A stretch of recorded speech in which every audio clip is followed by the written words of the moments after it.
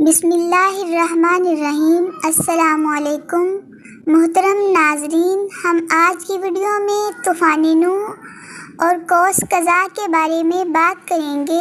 میرے پیارے بہن بھائیوں، آپ سے گزارش ہے کہ ویڈیو کو مکمل دیکھیں اور دیکھنے کے بعد فیصلہ کریں۔ اگر آپ کو ویڈیو پسند آئے تو ویڈیو کو لائک اور چینل کو سبسکرائب ضرور کریں۔ اللہ تعالیٰ آپ کو جزائے خیر عطا فرمائے، آمین۔ حضرت عبداللہ بن عباس رضی اللہ عنہما فرماتے ہیں کہ ایک مرتبہ حضرت عیسیٰ علیہ السلام کے حواریوں نے آپ سے عرض کی، اگر آپ کسی ایسے شخص کو زندہ فرما دیں جس نے کشتی نوح کا مشاہدہ کیا ہو تو ہم اس سے اس کی تفصیل سنیں۔ حضرت عیسیٰ علیہ السلام انہیں لے کر ایک مٹی کے تودے پر لے گئے، وہاں سے مٹی کی ایک مشت بھر کر ارشاد فرمایا، لوگوں جانتے ہو یہ مٹی کس کی ہے؟ حواریوں نے عرض کی، اللہ اور اس کا رسول ہی بہتر جانتے ہیں۔ آپ نے فرمایا، یہ کعب حام بن نوح علیہ السلام کی مٹی ہے۔ آپ نے مٹی کے تودے پر اپنا عصا مارا اور حکم دیا، قم بإذن اللہ، اللہ کے حکم سے اٹھ۔ فوراً ایک سفید بالوں والا شخص اپنے بالوں سے مٹی جھاڑتے ہوئے اٹھ کھڑا ہوا۔ حضرت عیسیٰ علیہ السلام نے اس بوڑھے شخص سے پوچھا، کیا تم اس بڑھاپے کی حالت میں مرے تھے؟ اس نے کہا، نہیں، میرا وصال تو جوانی کی حالت میں ہی ہوا تھا، لیکن ابھی اٹھا، یوں لگا کہ قیامت برپا ہو گئی ہے، اور اسی ہولناکی کے خوف نے میرے بالوں کو سفید کر دیا۔ حضرت عیسیٰ علیہ السلام نے فرمایا کہ ہمیں طوفان نوح کے بارے میں تفصیلات بتاؤ، کشتی نوح کے متعلق بتاؤ۔ تو اس نے کہا کہ حضرت نوح علیہ السلام کی کشتی 1200 گز لمبی اور 600 گز چوڑی تھی۔ کشتی کے 3 حصے تھے، بالائی حصے پر پرندے، درمیانی حصے میں انسان اور نچلے حصے میں وحشی جانور اور دیگر جانور تھے۔ جب نچلے حصے میں جانوروں کے گوبر اور لید کافی حد تک جمع ہو گئے تو حضرت نوح علیہ السلام کو وحی الہی کے ذریعے حکم ہوا کہ ہاتھی کی دم پکڑ کر جھنجھوڑو۔ آپ نے دم جھنجھوڑی تو وہاں سے خنزیر نر اور مادہ گر پڑے۔ خنزیر گرتے ہی غلاظت کی طرف لپکے۔ پھر جب چوہوں نے کشتی کے تختوں کو کاٹنا شروع کر دیا تو حکم ہوا کہ شیر کی آنکھوں کے درمیان مارو۔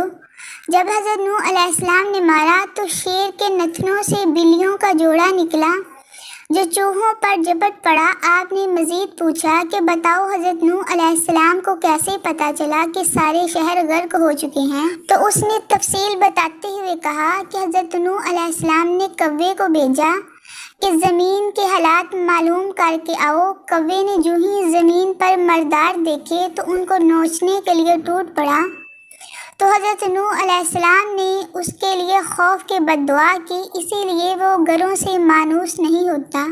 پھر کبوتر کو بھیجا، وہ اپنی چونچ میں زیتون کا پتا اور اپنے پاؤں کو مٹی سے آلودہ کر کے واپس پلٹا، تو حضرت نوح علیہ السلام نے اندازہ لگا لیا کہ شہر طوفان نوح سے غرق ہو چکے ہیں۔ آپ نے کبوتر کے گلے میں سبز شاخوں کا ہار ڈالا اور اس کے لیے امن کی دعا کی، اسی وجہ سے کبوتر انسانوں سے مانوس ہو گیا۔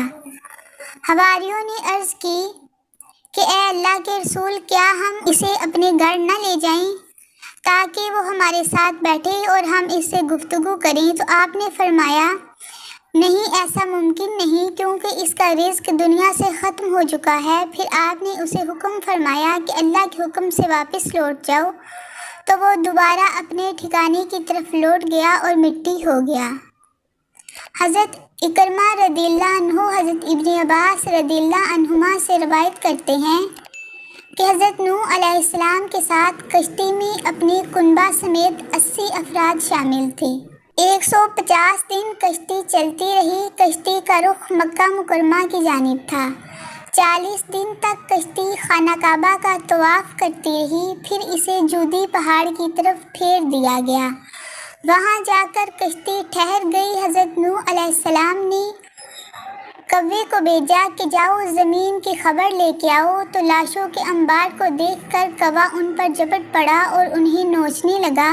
جب کافی تاخیر ہو گئی، کوا واپس نہ پلٹا تو حضرت نوح علیہ السلام نے کبوتر کو بھیجا کہ جاؤ تم خبر لے آؤ۔ کبوتر نے تعمیل حکم میں جلدی کی، زیتون کا پتا اور پاؤں کو خاک آلود کر کے واپس پلٹا۔ آپ نے اسے دیکھ کر اندازہ لگا لیا کہ پانی سطح زمین سے خشک ہو چکا ہے۔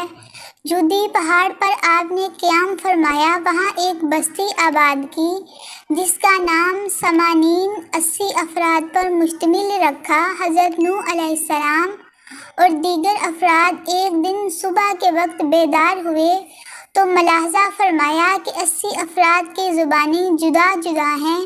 ان میں صرف ایک کی زبان عربی تھی، باقی کوئی بھی کسی کی زبان سمجھ نہ پا رہا تھا۔ حضرت نوح علیہ السلام ان کی ترجمانی فرماتے۔ اہل کتاب کی رائے ہے کہ جب کشتی جودی پہاڑ پر جا کے رکی تو اللہ تعالیٰ نے حضرت نوح علیہ السلام سے کلام فرمایا اور حکم دیا کہ اے نوح، تمہاری بیوی، تمہارے بیٹے، بیویوں سمیت اور تمام چرند پرند کشتی سے باہر نکل آئیں تاکہ افزائش نسل اور آبادی میں اضافہ ہو سکے۔ حضرت نوح علیہ السلام نے بحکم الہی سب کو باہر نکالا اور ایک ذبح خانہ تعمیر کیا۔ اللہ تعالیٰ کے لیے حلال جانوروں اور پرندوں کی قربانی دی۔ اللہ تعالیٰ نے وعدہ فرمایا، اے نوح، آئندہ کبھی روئے زمین پر ایسا خطرناک طوفان نہیں آئے گا۔ خطرناک طوفان کے سدباب اور وعدہ کی یادگار کے طور پر بادلوں میں ایک علامت مقرر فرما دی جسے قوس قزح سے موسوم کیا جاتا ہے۔ حضرت ابن عباس رضی اللہ تعالیٰ عنہ روایت کرتے ہیں کہ قوس قزح غرق ہونے سے امن کی علامت ہے۔ بعض مفسرین کی رائے ہے کہ اس سے اشارہ ہے اس بات کی طرف کہ بادلوں کے ذریعے طوفان نوح جیسا طوفان کبھی نہیں آئے گا۔ محترم ناظرین، اگر آپ کو یہ معلوماتی ویڈیو پسند آئی ہے تو ویڈیو کو لائک اور چینل کو سبسکرائب کر دیں۔ اللہ تعالیٰ آپ کو بہترین جزا عطا فرمائے۔ آمین ثم آمین۔ اللہ حافظ۔